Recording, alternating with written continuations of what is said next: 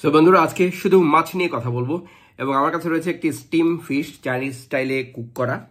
মাছে ভাতে বাঙালি, so much তো অবভিয়াসলি আমাদের সকলেরই প্রিয়। এই পম্পেট মাছটি এটি স্টিম করা এবং ভেরি ইজি টু কুক।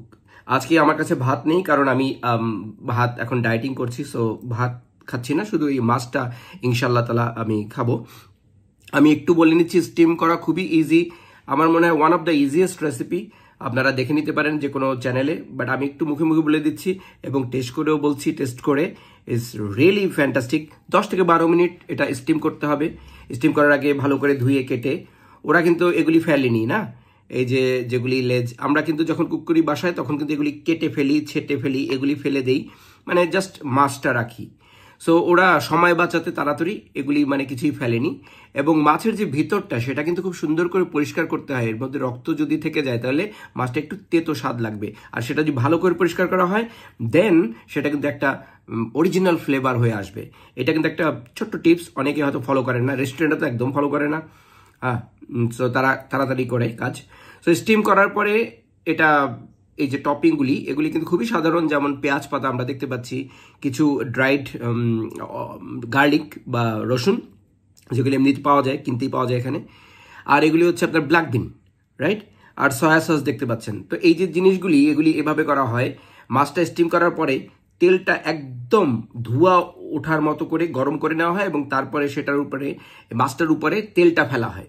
আর এই যে সসটা তৈরি করা হয়, সসটা তৈরি করে, সসটা কিভাবে তৈরি করে, সয়া সস 2 ধরনের দেয়া হয়, অনেকগুলি দেয়া যায়, বা সিম্পলি আমি বলি, কিছু হোয়াইট পেপার দেয় ওরা, 2 ধরনের সয়া সস দেয়, লাইট সয়া সস এবং ডার্ক সয়া সস, কিছু অয়েস্টার সস দেয়, এবং ফিশ সস যেটা আছে সেটা দেয়।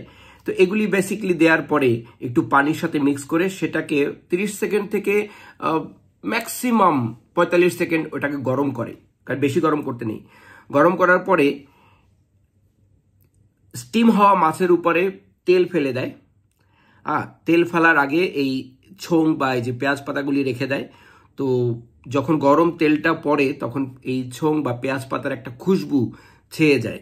অ্যান্ড অফকোর্স আর একটা জিনিস আমি মিস করেছি, সেটা হচ্ছে এখানে আমি দেখতে পাচ্ছি না, আদা দেওয়া হয়, আদা কেটে দেওয়া হয়, ফ্লেভারটা অনেক সুন্দর, একটা মৌ একটা খুশবু আসে। তো যাই হোক, আর কথা নয়, আমি খাই। আল্লাহ এটা আমার জন্য মানে কি বলবো, সুন্দরভাবে হজম হোক। আর আপনারাও তৈরি করতে পারেন বাড়িতে, ইটস ভেরি গুড।